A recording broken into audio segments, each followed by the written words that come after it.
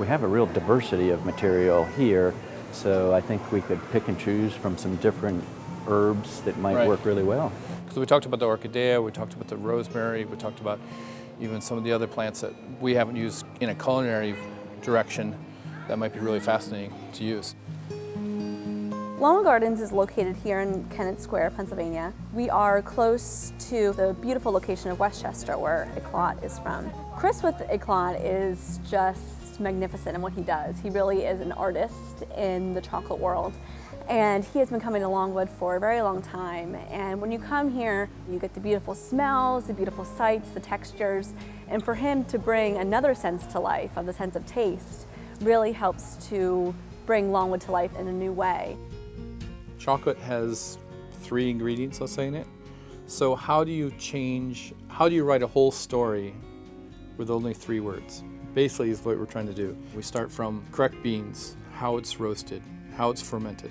Every one of those steps, all those little things, we can sort of steer nature to have those flavors come out the way we want it. After that, it's then more of a technical side of how do you control the parameters of, tempering and flavor profile. And then, if you're adding flavors to it, we always want the chocolate to come forward. If you really love mint and you want a mint chocolate, then you should eat mint. We want the chocolate to be in front of the palate, not the other way around.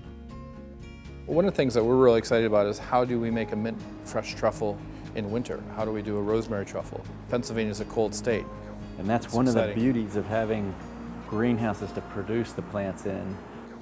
We cut it here and we have it in my kitchen in 10 minutes down the road. We have always done a dry caramel method, which we actually start out with a copper kettle like this. And we actually start with a little bit of sugar to begin with.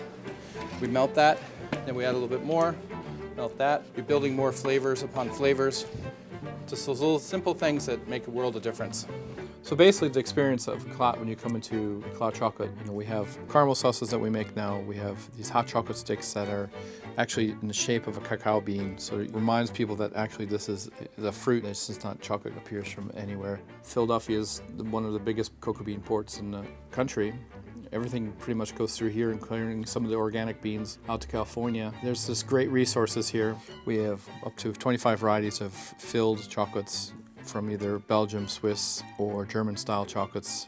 Also, we do a lot of hand piping work. We do a cage art with 2 little hearts inside. We're sort of melding 2 worlds of techniques, modern versus artisanal. I know when you first approached us about the collaboration, we were so excited because we certainly knew about Eclat. It was really exciting for us to bring our world-class horticulture to your world-class chocolate. It's going to be a perfect fit. And it works great. And it's a very simple concept, actually. You just heat up the cocoa butter, and we have some dried lavender here. You can add it in there. Actually, the trip here is just to keep it on a very low temperature, so that releases more of the floral oils, and so it doesn't get any bitterness in it. I can smell it already. Yeah. It's amazing, isn't it? And basically now we just sieve this out and put it into tempered chocolate and put it into a bar mold, and your product will be ready. It seems a trend now, especially with the better cacao beans and sourcing out directly with the farmers, that we're enjoying much more higher percentage of cacao mass. They're also describing that antioxidants are good for you. A lot of the farmers that we've talked to with Peru, they have extremely rare beans. Some of them are all white, pure national, the only ones in the world. And they see that that is their market.